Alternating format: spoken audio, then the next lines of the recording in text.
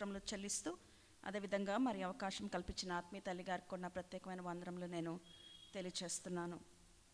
అదేవిధంగా మరి వేదిక మీద ఉన్న మరి పాస్టర్ గారికి, అదేవిధంగా మరి పెద్దలు రత్నం గారికి కూడా ప్రత్యేకమైన వందనములు ఈ మధ్యాహ్న కాల సమయంలో నేను తెలియచేస్తున్నాను. ఇందాక పాస్టర్ గారు ఒక మాట అన్నారు, ఒక్క మాట చాలు మన జీవితాల్ని మార్చగలదు. నిజమే కదండి?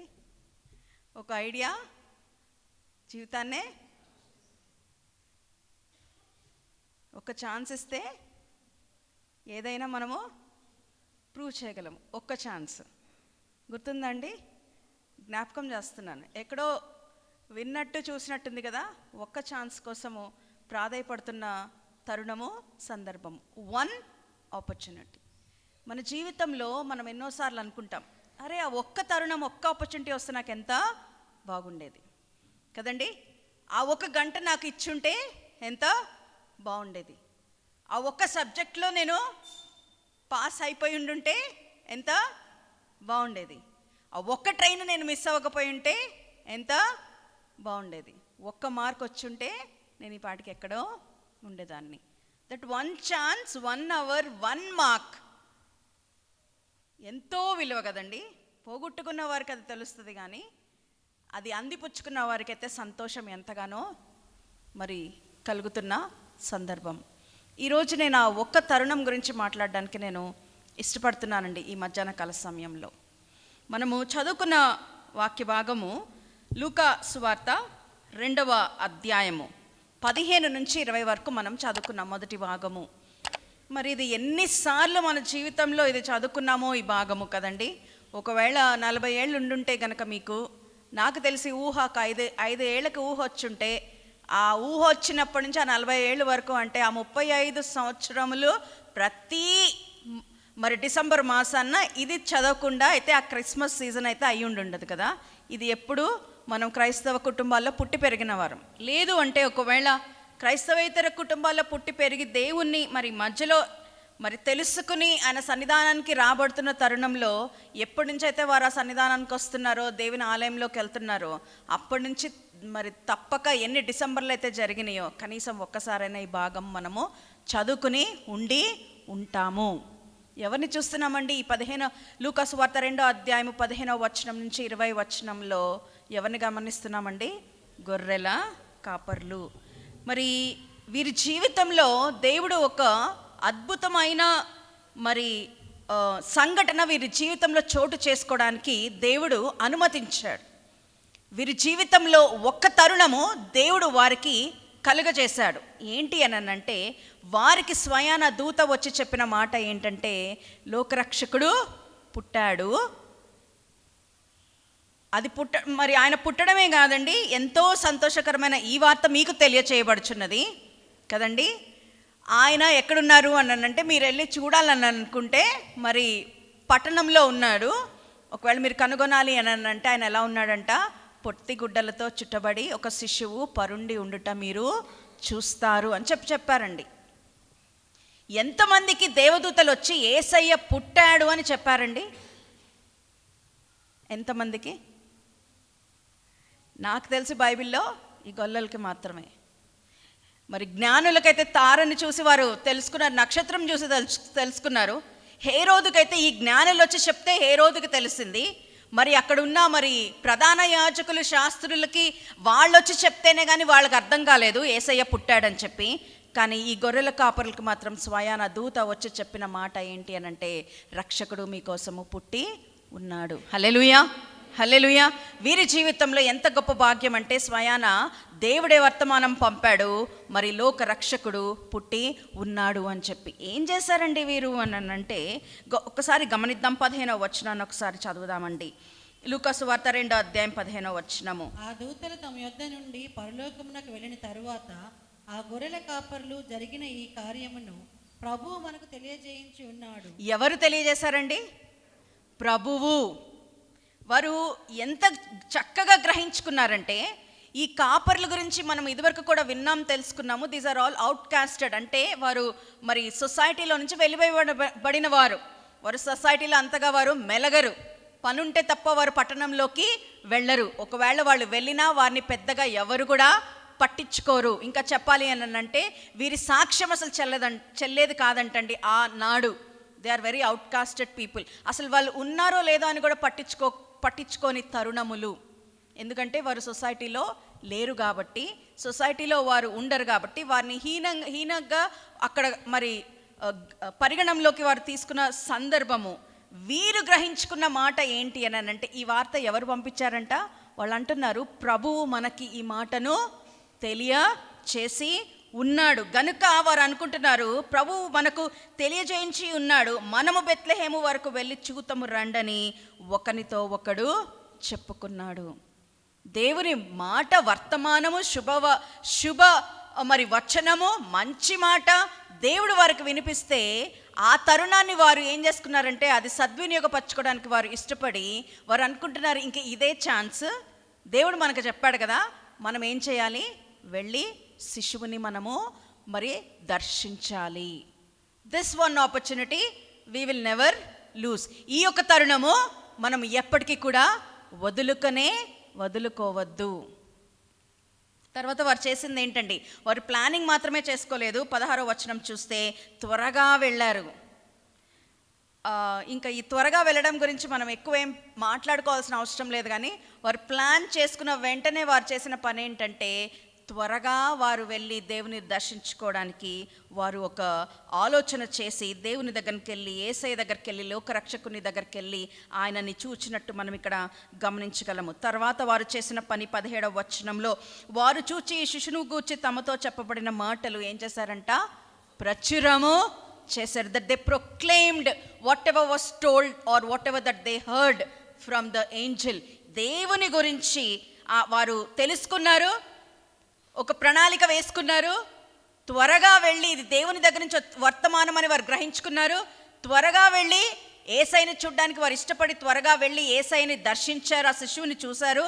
తర్వాత దేవుడు వారితో చెప్పిన మాటలు, వారు చూసిన విధమును బట్టి దేవుని గురించి వారు ప్రచురము చేశారు. 18వ వచనం చదివితే 20వ వచనం చదివితే కనుక, అంతటా గొర్రెల కాపరులు తమతో చెప్పబడినట్టుగా తాము విన్న వాటిని కన్న వాటిని గూర్చి దేవుని మహిమపరచుచు స్తోత్రము చేయుచు వెళ్ళిపోయారు. దేవునితో మొదలుపెట్టారు, దేవునితోనే దాన్ని ఎండ్ చేశారండి.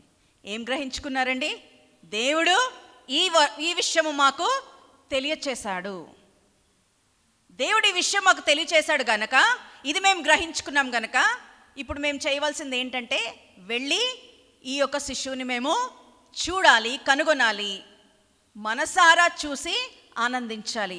త్వరగా వారు లేచి వెళ్ళారండి. యేసయ్యని చూసిన తర్వాత, లోకరక్షకుని చూసిన తర్వాత వారు చేసిన పని ఏంటంటే కామ్గా వచ్చేలేదండి, ప్రచురం చేశారు. They proclaimed God. దూత చెప్పింది, మేము వచ్చాము, చూసాము, ఈ శిశువుని ఇక్కడ ఇలాగే కనుక్కున్నాము, ఈయన లోకరక్షకుడు అని ప్రచురము చేశారండి. చేయడమే కాదండి, వారు వెళ్తూ చేసుకున్న పని ఏంటంటే విన్న వాటిని, దూత చెప్పిన వాటిని, వారు వెళ్ళి చూసిన వాటిని, మరి వాటిని బట్టి దేవుని పరచుచు దేవునికి స్తోత్రం చేయొచ్చు తిరిగి వారి పనులకు వారు వెళ్ళిపోయారండి. వన్ ఆపర్చునిటీ, నేనంటాను లైఫ్ టైం ఆపర్చునిటీ. వారికి అంతకుముందు ఎప్పుడూ రాలేదు, తర్వాత కూడా ఎప్పుడూ రాలేదండి. దూత వచ్చి చెప్పింది, ఆ తరుణాన్ని వారు ఉపయోగించుకోవాలి, సద్వినియోగపరచుకోవాలని వారు ఎంతగానో ఆశపడ్డారు. వెంటనే వారు వెళ్ళి దేవుని దర్శించారు, దేవుని స్తుతించి ఆరాధించి తిరిగి వారి పనికి వారు వెళ్ళిపోయారు. That one life time opportunity.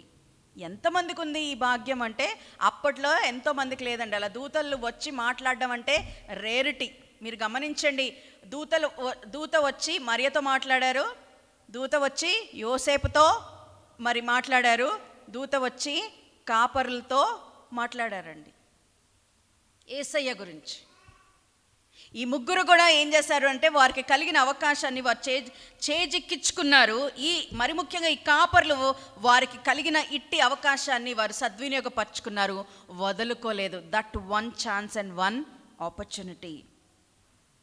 మనము దేవుని గురించి ప్రచురము చేయడానికి, లేకపోతే దేవుని చేసిన గొప్ప కార్యములు వివరించడానికి, దేవుడు చేసిన గొప్ప మేలులు మరి ఇతరులకు ప్రచురము చేసి దేవుని మహిమపరిచి స్తుతించుకోవడానికి ఎన్ని అవకాశాలు దేవుడు మనకిస్తున్నాడో కదండి.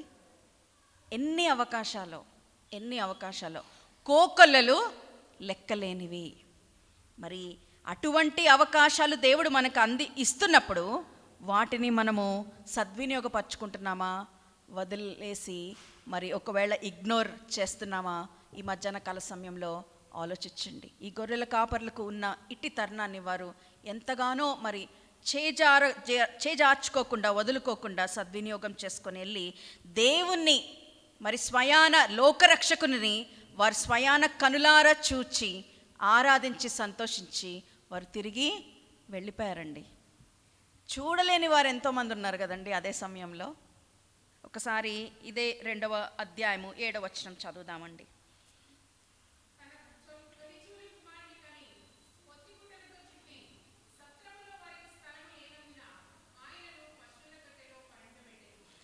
ఈ మాట చదివినప్పుడు మనకి చాలా ఈజీగా అర్థమవుతుంది. ఎందుకు యేసయ్యని పశువుల తొట్టిలో పడుండబెట్టవలసి వచ్చింది అంటే ఎక్కడ కూడా స్థలము లేదండి. ఈ సన్నివేశాన్ని కనుక మనం ఆలోచిస్తే మన అందరికీ తెలుసు, సర్వలోకమునకు ప్రజా సంఖ్య వ్రాయాలని మరి కైసరు ఐగుప్తు వలన ఆజ్ఞ వస్తే ప్రపంచం అంతా కదిలిపోయింది. ఈ సమయంలో యేసయ్య పుట్టిన సమయంలో మనం అనుకుంటున్నామేమో సైలెంట్ నైట్ అని పాడతాం, కానీ అంత చాలా మరి బిజీగా ఉంది. ప్రపంచం యావత్తు బిజీగా ఉంది. అందరూ వారి యొక్క సొంత స్థలాలకు బయలుదేరి వెళ్ళడానికి అందరూ ప్రయాణాలు చేస్తున్నారు. ఇప్పుడు మనకి మరి మన రాష్ట్రాలలో పండుగలు వస్తే ఎలా ఉంటుందండి? ఇక్కడ వాళ్ళు అక్కడ వాళ్ళు ఇక్కడ ఎంత ప్రయాణాలు జరిగిపోతే మనం అనుకుంటా, ఏంటి ఇన్ని బస్సులు ఉన్నా సరిపోవట్లేదు, ఇన్ని ట్రైన్లు ఉన్నా సరిపోవట్లేదు, ఇన్ని ప్లేన్లు ఉన్నా సరిపోవట్లేదు, ఇవి సరిపోవట్లేదని కార్లు, దానికి ట్రాఫిక్ జామ్లు ఉన్నాయా లేవా అండి? ఉన్నాయి కదా. ప్రపంచమంతా మూవ్ అవుతుంది అప్పుడు కూడా. కానీ మరి అదే సమయంలో మరి ఒక ప్రసవ దినములు నిండాయి కనుక, కాకపోతే వీరి పేర్లు నమోదు చేసుకోవాలి కాబట్టి వీరు కూడా ఎక్కడికి వచ్చారు అంటే మరి బెత్లెహేము ప్రాంతంలోకి వారు వచ్చినట్టు గమనిస్తున్నాం. వచ్చారు కానీ మరి మరియకు యోసేపుకు ఎవరు కూడా స్థలము కానీ చోటు కానీ అక్కడ ఇవ్వలేదండి. వీరు డెఫినెట్గా ప్రతి చోట అడుగుంటారు. సత్రాలు ఎక్కడెక్కడ ఉన్నాయో డెఫినెట్గా ప్రతి దగ్గరికి వెళ్ళి వాళ్ళు డెఫినెట్గా అడుగుంటారు. కానీ ఎక్కడైనా కూడా వారికి కలిగిన ఆన్సర్ ఏంటి అని అంటే ఏముంది అండి? స్థలము లేనందున. ఇంగ్లీష్లో చాలా చక్కగా ఉంటుందండి ఆ మాట, నో రూమ్. No room. నేనంటాను room, there is nothing like no room, but they couldn't make a room అండి. స్థలము లేకపోవడం కాదు, కానీ స్థలము చెయ్యలేకపోయారు, స్థలము దేవునికి కేటాయించలేకపోయారు, అంతే. అందరూ బిజీగా ఉన్నారా అంటే అందరూ బిజీగా ఉన్నారండి. కాపర్లు బిజీగా లేరా? వాళ్ళు ఒక్కళ్ళైనా పని లేని వాళ్ళు అంటే లేదండి. వారికి కూడా చాలా పనులు ఉన్నాయి. మందల్ని వారికి కాయాలి. వాటిని ఎలా అంటే అలాగా వాళ్ళు వదిలేసి రాలేరు, వెళ్ళలేరు.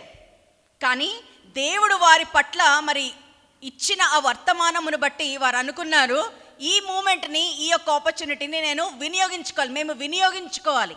ఇవి ఏమైపోయినా పర్లేదు, మేము ఎంత బిజీగా ఉన్నా పర్లేదు, వాటిని ఎక్కడికక్కడే వదిలేసి వారు త్వరగా వెళ్ళి రక్షకుని చూడడానికి ఆ మూమెంట్ని వారు యూజ్ చేసుకున్నారు. ఆ తరుణాన్ని వారు వదులుకోలేదండి. ఈ సత్రంలో ఉన్న యజమానులు ఎవరైనా కానీ, యజమానుడు యజమానురాలు ఎంతమంది ఉన్నా ఎవరున్నా వారు వచ్చి అడిగితే వారు అన్నారు మాట ఏంటంటే, స్థలము లేదు, there is no room, sorry. మనం అనుకుంటాం సహజంగా గర్భంతో ఉన్న స్త్రీ వెళ్తుంటే లేకపోతే బస్సులో ఉంటే సడన్గా మ్యాక్సిమం అందరము కూడా జాలి పడతాము, అయ్యో ఇబ్బందిగా ఉంది కదా అని సహజంగా లేచి బహుశా సీట్ ఇస్తామేమో. నడుచుకుంటూ వెళ్తుంది చాలా దూరం అని అంటే మేబీ అడుగుతామేమో, అమ్మ దింపన బండి మీద అంటే అడుగుతామేమో, సహాయం చేయడానికి ఒక అడుగు ముందుకే వెళ్తాం. ఎందుకంటే గర్భంతో ఉన్న ఆ స్త్రీని బట్టి, వాళ్ళకున్న మరి ఆ భారము బట్టి తనకి ఎంతో కొంత హెల్ప్ చేద్దామనే ఆలోచన అందరికీ ఉంటుందండి. కానీ అక్కడ ఉన్న స్ట్రేంజ్ అనిపిస్తుంది ఏంటి అని అంటే, మరి ఆ గర్భంతో ఉన్న మరియను యోసేపు వారు వెళ్ళి అడిగితే వాళ్ళు అన్నమాట, no room, there is definitely no room. నేనంటాను it is not room, but we didn't make room for the Jesus Christ. సేవియర్కి, రక్షకునికి అక్కడ వారు స్థలము చెయ్యలేకపోయారు. కానీ ఆలోచించండి, ఆలోచించండి, ఒకవేళ బస్సులో వెళ్తుంటే ఇప్పుడు అందరూ నాకు తెలిసి ఫ్రీ బస్ ఎక్కుతున్నారేమో అని నేను అనుకుంటున్నాను. బస్సులో సీట్స్ మనందరం బస్సులో ఎక్కిన వాళ్ళమే. బస్సులో సీట్ ఎంతమంది కూర్చోగలరండి? ఎంతమంది కూర్చోగలరా బస్సులో ఉన్న సీట్లో? ఇద్దరే కదండి, నాకు తెలిసి ఇద్దరే. ఆ సీట్ ఇద్దరే కూర్చోగలరు. కానీ గమనించండి, మనకు తెలిసిన వాళ్ళు వచ్చో లేకపోతే చిన్నపిల్లలు, ఇందాక నేను చెప్పినట్టు గర్భిణీలు, ఎవరైనా ఉంటే ఏం చేస్తాము? కూర్చోండి అంటే మనం లెగం. రేరటి మనం లెగడము. మనం ఏమంటాం? రండి కూర్చోండి అంటాం, సర్దుకుంటాం. ఇద్దరు కూర్చోవలసిన ప్లేస్లో ఎంతమంది కూర్చుంటారు? Are we not making room? స్థలము చేసుకోవట్లేదా? స్థలము సర్దుకోవట్లేదా? సర్దుకున్నామండి, సర్దుకుంటాము. మన పిల్లలు ఇద్దరు భార్యాభర్తలు వెళ్తున్నారు, ఇద్దరు పిల్లలు ఉన్నారనుకోండి, ఏం చేస్తారు? ఒకళ్ళని ఒళ్ళో కూర్చోబెట్టి ఒకళ్ళ మధ్యలో డెఫినెట్గా కూర్చుంటారు. మీరు నుంచోండి మేము కూర్చుంటాం అన్నారు. ఈరోజు రేపైతే పిల్లల్ని మీరు కూర్చోండి మేము నుంచుంటాం అని అంటున్నారు. అవునా? స్థలము చేసుకుంటున్నాం. ఇక్కడ వీరు స్థలము చేసుకున్నారా అంటే లేదండి. కానీ కాపర్లను ఒకసారి ఆలోచిద్దాము. ఒక నిర్ణయానికి వారి జీవితంలో స్థలం చేసుకున్నారు. ఏంటి నిర్ణయము? దేవుడు ఈ మాటని మాకు తెలిపాడు కాబట్టి మేము వెళ్ళి చూస్తాము అని ఒక నిర్ణయించుకున్నారు. They made room for a decision. ఒక నిర్ణయానికి వారి జీవితంలో వారు స్థలము చేసుకున్నారండి. తర్వాత సమయం చేసుకున్నారు వారి జీవితంలో. వాళ్ళు అన్నారు త్వరగా వెళ్ళిపోయారండి. వెళ్ళి చూసేస్తే ఒక పని అయిపోద్ది అనుకున్నారేమో. మంచిదే ఈ విషయంలో. వాళ్ళు త్వరగా వెళ్ళిపోయారు. They made time for the saviour in their life. వారి జీవితంలో దేవునికి సమయం చేసుకున్నారండి. They took out all the time. వెళ్ళారు. ఎటువంటి పరిస్థితుల్లో వెళ్ళారో మనకు తెలియదు. నాకు తెలిసి వారు పట్టణానికి వెళ్ళడం బహుశా అందులో ఆ కాపర్లో కొంతమందికి మొదటిసారి అయి ఉండొచ్చు. కానీ వారు మార్గము చేసుకుని మరి వెళ్ళారండి. ఎట్లాగైనా ఈ శిశువుని మనము చూడాలి, దేవుడు మనకి చెప్పాడు కాబట్టి. ఇలా వెళ్ళగానే ఆ పొత్తిగుడ్డలతో చుట్టబడిన శిశువు కనబడి ఉంటారా అంటే లేదండి. డెఫినెట్గా వారు వెతికే ఉంటారు. అందుకనే ఆనవాళ్ళు ఇచ్చాడు దూత. వీరికి కష్టం అవుతుంది ఐడెంటిఫై చేయడం అని చెప్పి, అందుకనే దూత చెప్తున్నాడు. ఎలా కనుగొంటారు అని అంటే, పొత్తిగుడ్డలతో చుట్టబడిన శిశువు తొట్టిలో పండుకొని ఉండుట మీరు చూస్తారు. They would have gone to every barn. అక్కడున్న మరి ప్రతి ఒక్క స్థలానికి వెళ్ళి బహుశా ఆ యొక్క తొట్టిలో ఉన్న బిడ్డ కోసం వారు చూడ్డానికి వారు ఎంతగానో కష్టపడి ఉంటారు. దే మేడ్ వే. వారి జీవితాల్లో దేవుని చూడడానికి ఒక మార్గము వారు ఏర్పాటు చేసుకున్నారండి.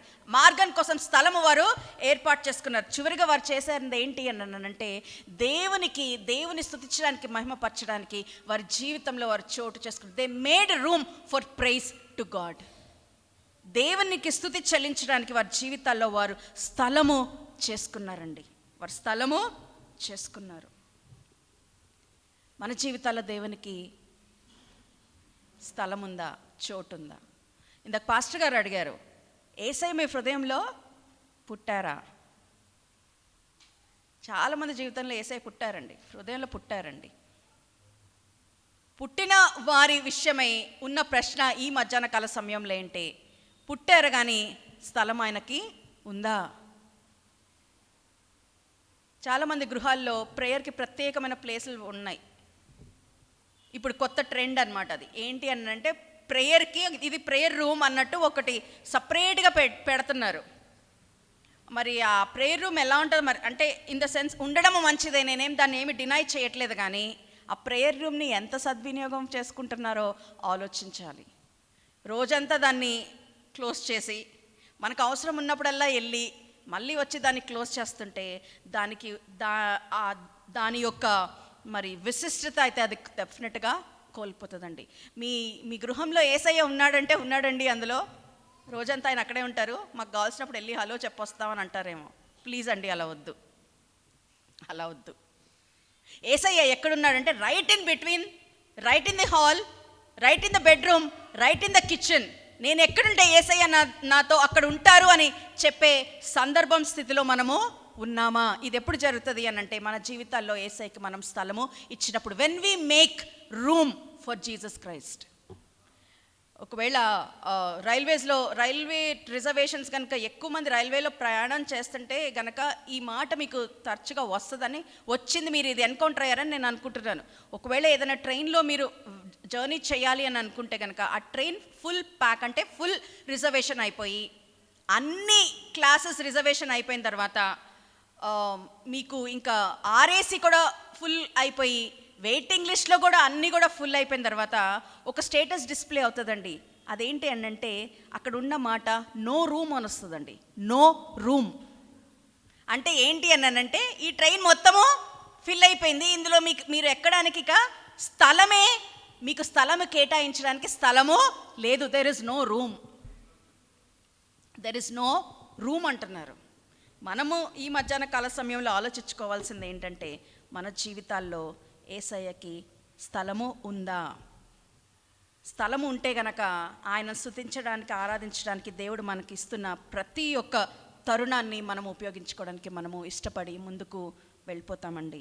నేను ఇదివరకు కూడా చెప్పినట్టున్నాను, ఇప్పుడు కూడా చెప్పడానికి ఇష్టపడుతున్నాను. ఒక సండే స్కూల్లో ఇంటలెక్చువల్లీ డిసేబుల్డ్ పిల్లలు కూడా ఉన్నారంటండి. అంటే మనకు అర్థమవుతుంది కదా, వారు సహజంగా అందరిలాగా అంతే స్పీడ్గా ఉండరు, వారి పేస్లో వారు వెళ్తూ ఉంటారు, అందరితో కోఆర్డినేట్ చేయలేరు. కానీ ఆ సండే స్కూల్లో ఒక అబ్బాయి ఉన్నాడంట.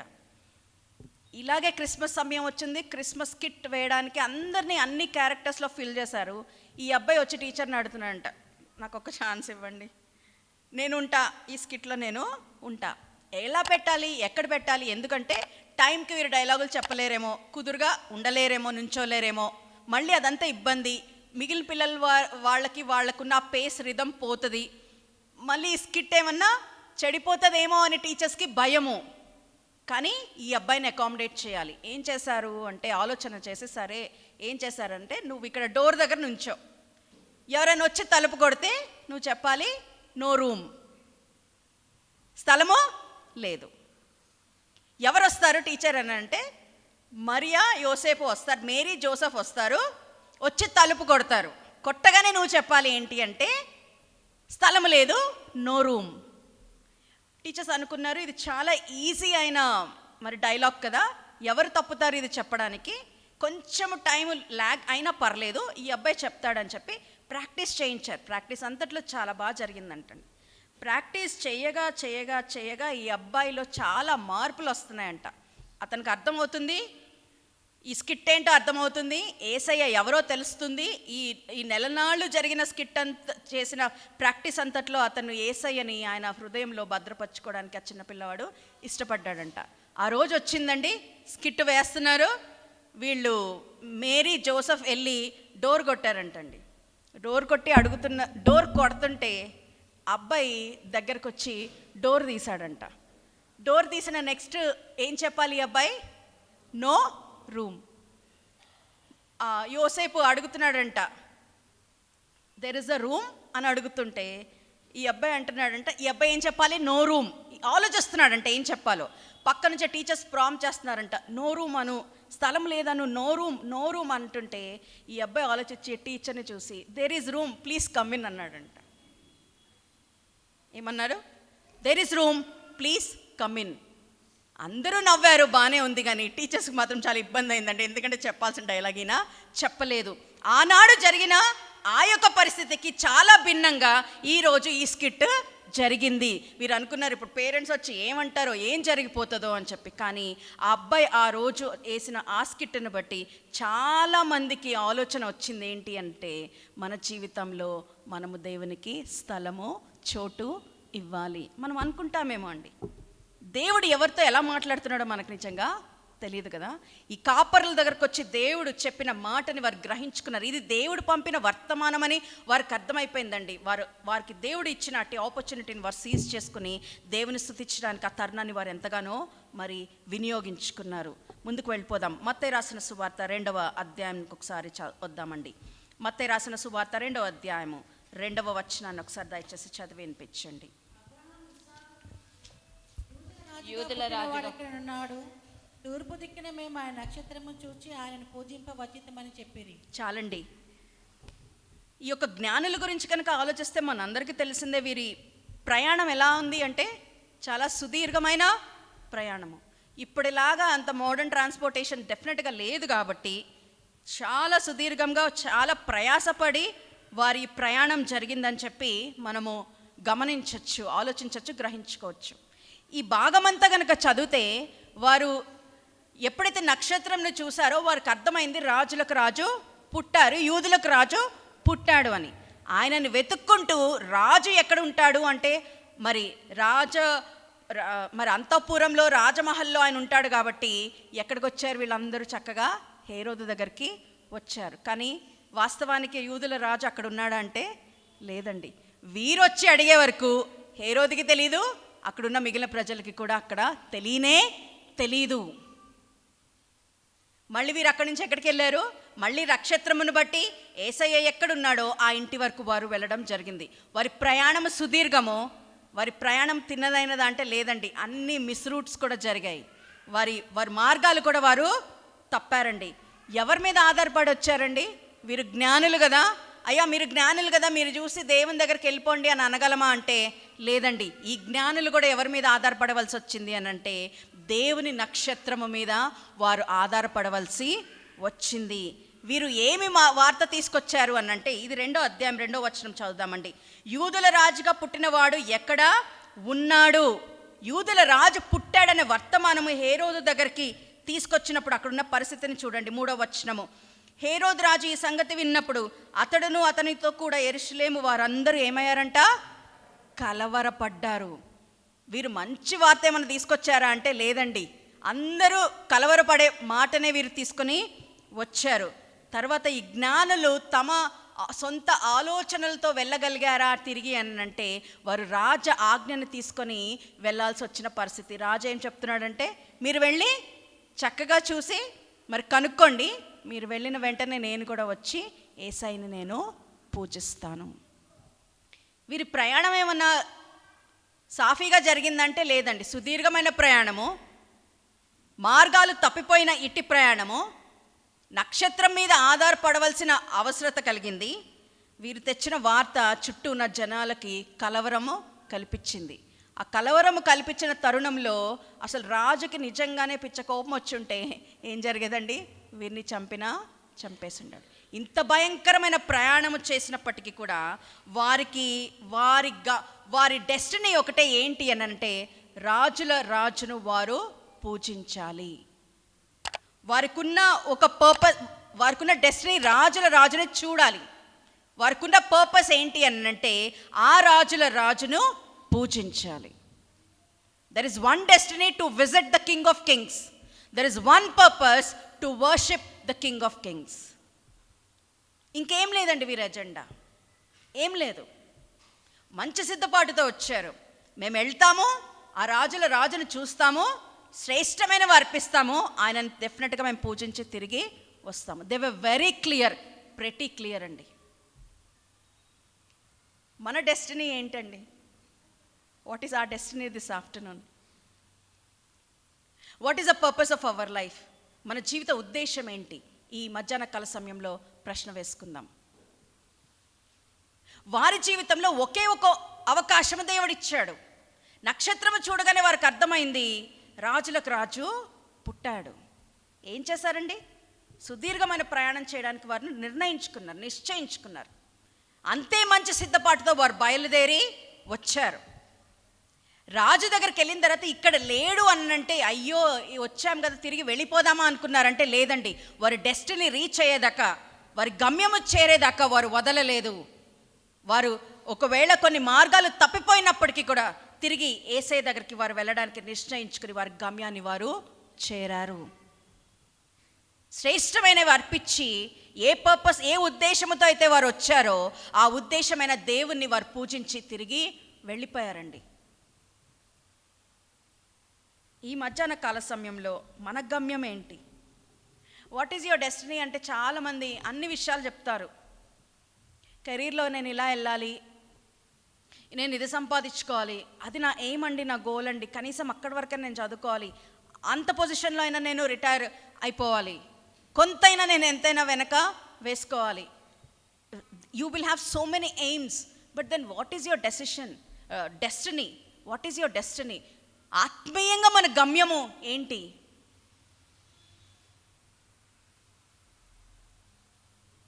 పౌలు అందుకే అంటున్న మాట, బ్రతుకుట చావైతే. He was ready for anything. He was actually waiting for his destiny. But then having ఒక ఆయన ప్రయాణము చూస్తే చాలా సుదీర్ఘమైన ప్రయాణం పౌలుది. చాలా సాఫ్గా కూల్గా వెళ్ళిపోతుందా అంటే లేదండి. ఎన్ని ఇబ్బందులు, హింసకి ఆయన గురయ్యాడు ఆలోచించండి. కానీ ఆయన డెస్టినీ ఒక్కటే, ఏంటి అని అంటే ఎప్పటికైనా యేసయ్య దగ్గర నేను చేరాలి. మరి ఈ ప్రయాణం విషయం ఏంటి అని అంటే ఇక్కడున్న యేసయ్యే, అక్కడున్న యేసయ్యే. నా ఉద్దేశం ఏంటి అని అంటే నేను రాజులకు రాజు దగ్గర నేను నుంచోవాలి. అది నా గమ్యం, నా పూజించాలి, అది నా ఉద్దేశము. ఎక్కడికి వెళ్ళాలి అని అంటే ఇది నా డెస్టినీ. నేను యేసయ్య దగ్గరికి నేను వెళ్ళిపోవాలి. బ్రతుకుట చావైనా. ఎందుకంటే చావైతే డెస్టినీకి రీచ్ అయిపోతారు కదండి. పొద్దున్నే నాకు ఒక తలంపు వచ్చింది. పౌలు గారు నేను జ్ఞాపకం చేసుకున్నా. దినాలు అయిపోతున్నాయి, సంవత్సరాలు అయిపోతున్నాయి. చిన్ననాటి నుంచి ఇప్పటి వరకు ఎన్ని క్రిస్మస్లు చూసాం, తరతరాలు అయిపోతున్నాయి. మా అమ్మమ్మ నాన్నమ్మ వాళ్ళని చూసాము, వాళ్ళు గతించిపోయారు. మా తల్లిదండ్రులు చూసాము. మా చుట్టాల్లో చాలామంది మరి మా మధ్యన ఇప్పుడు లేరు, వారు గతించిపోయారు. నెక్స్ట్ మేము కూడా ఎప్పుడో గతించిపోతాం. Next generations, and it goes on and on and on. అప్పుడు నాకు అనిపించింది, ఈ జ్ఞానులే నేను మళ్ళీ జ్ఞాపకం చేసుకున్నాను. అబ్బా, వీళ్ళ డెస్టినీ ఎంత క్లియర్గా ఉంది, వారి గమ్యం ఎంత క్లియర్గా ఉంది. ఈ ప్రయాణంలో వెళ్తాం, ఎట్లా ఉన్నా ఈ ప్రయాణంలో వెళ్తాం. కానీ డెస్టినీ ఏంటి? రాజులకు రాజుని చూడాలి. We have to see him. వెళ్ళి ఏం చేయాలి అని అంటే ఆయనను మేము మనసారా పూజించాలి. అప్పుడు నాకు పౌలు తట్టారు. ఆయన కూడా ఇదే కదా, ఆయన డెస్టినీ కూడా ఇదే కదా. What is your destiny mister Paul అంటే I have to meet the saviour Jesus Christ. What will you do when you meet him అని అంటే I will definitely worship him. He is the one who has bought me out of the sin. ఈ మధ్యాహ్న కాల సమయంలో మన గమ్యం ఏంటండి చెప్పండి? ఏంటి? నాకు అప్పుడు అనిపించింది, అయ్యా రోజులు తొందరగా పోతే బాగుండు, నేను కూడా డెస్టినీకి వచ్చేస్తే it would be so good. ఏంటి మన జీవిత ఉద్దేశం? ఈ మధ్యాహ్న కాల సమయంలో నిజమైన దేవుణ్ణి మనము ఆయనను చూడాలనే ఆశ ఉందా? ఆయనను పూజించాలనే ఆశ మన జీవితంలో మనకి కలుగుతుందా? ఆయనని చేరుకోవడానికి మనం ఇష్టపడుతున్నామా? ఆయన మాటలు వినడానికి మనము వేగిరపడి వస్తున్నామా? వీరు వెళ్ళారు. ఈ యొక్క జ్ఞానులు వెళ్ళిపోయి చేసిన పని ఏంటంటే వారు సాగిలపడ్డారండి దేవుని ఎదురుగుండా. ఈ శిశువుకి మేము సాగిల పడడం ఏంటి అని అనుకోలేదు. ఎందుకనంటే వారి మైండ్లో ఎవరున్నారు అని అంటే రాజులకు రాజు, యూదులకు రాజు. It was not the physical appearance of Jesus, but then the eternal spiritual appearance in their own mind, the image in their own mind.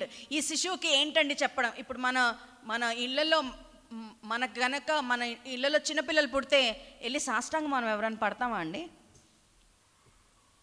కాకపోతే అక్కున చేర్చుకుని ముద్దు పెట్టుకుంటామేమో, అంతేగాని నువ్వు పుట్టావయ్యా అని చెప్పి మనం ఏమి మొక్కం కదా. బట్ దెన్ దిస్ పీపుల్ వీళ్ళంతా సుదీర్ఘమైన ప్రయాణం చేసుకుంటూ వెళ్ళి దేవుడు వారికి కల్పించిన అట్టి గొప్ప అవకాశాన్ని వారు వినియోగించుకున్నారు. ఎప్పటిదాకా అంటే వారు వెళ్ళి యేసయ్యను చూసేదాకా వారి ప్రయాణం వారు కొనసాగించుకున్నారు. మధ్యలో ఎన్ని ఇబ్బందులు వచ్చినా వారు పట్టించుకోలేదు. కానీ వారి గమ్యానికి చేరడానికి వారు తప్పక వెళ్ళారు. వారి ఉద్దేశం ఏంటంటే దేవుని స్తుతించాలి, పూజించాలి, వర్షిప్. ఆ మాట చాలా ఎంతో మరి ఆనందం కలుగజేసే మాట అండి. దేవుణ్ణి పూజించడము, వర్షిప్, శ్రేష్టమైనవిచ్చి సాగిలపడి వర్షిప్ చేశారు. మరి ఇటువంటి తరుణమే హేరోదుకి కూడా ఉంది కదండి. ఇటువంటి తరుణమే హేరోదుకు ఉంది. ఆయనకి నక్షత్రం ఆయన చూడలేదు. కాకపోతే జ్ఞానులు వచ్చి చెప్పారు యూదులకు రాజు పుట్టాడు అని చెప్పి. హేరోదు అన్న మాట ఏంటంటే మీరు వెళ్ళి సరిగ్గా చూసి కనుగొనండి, మీరు వెళ్ళి పూజించిన తర్వాత నేను వస్తాను. మరి ఎంతమంది మనము అలాగే చెప్తున్నామేమో, మీరు వెళ్ళండి మేము వస్తాము, మీరు పూజించండి తర్వాత మేము చూస్తాము. దేవుడు మీకు ఏదైనా చేస్తే చెప్పండి, అప్పుడు మేము వచ్చి విశ్వసిస్తాము. మీకేమైనా లాభం పొందితే చెప్పండి, అప్పుడు మేము కూడా వస్తాము. ఎంతమంది ఈ తరుణాన్ని మనం జాడవిడ్చుకుంటున్నామో ఆలోచించండి. ఈరోజు కుటుంబాలుగా వచ్చాము. మన కుటుంబంలో అందరూ ఇక్కడ ఉన్నారా? లేరండి. బహుశా అంటున్నారేమో, exceptions, there are some exceptions తప్పక. చాలామంది కుటుంబాలతో ఉన్నారు, కానీ చాలామంది కుటుంబాలతో లేరు అనుకుంటున్నారేమో. నువ్వు వెళ్ళి రాలే మమ్మీ అని పంపించారేమో మనల్ని.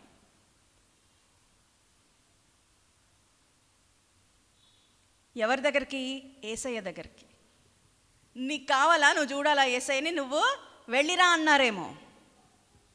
నువ్వు పూజించాలా, ఆరాధించాలా, నువ్వు వెళ్ళిరా అన్నారేమో. మరి వారి పరిస్థితి ఏంటి అంటే, దేవుడు వారికి ఇచ్చిన అవకాశాన్ని వారైతే చేజార్చుకుంటున్నారండి. ఆనాడు హేరోదు చేజార్చుకున్నాడు, ఈరోజు మన సంఘంలో చాలామంది కూడా చేజార్చుకుంటున్నారు.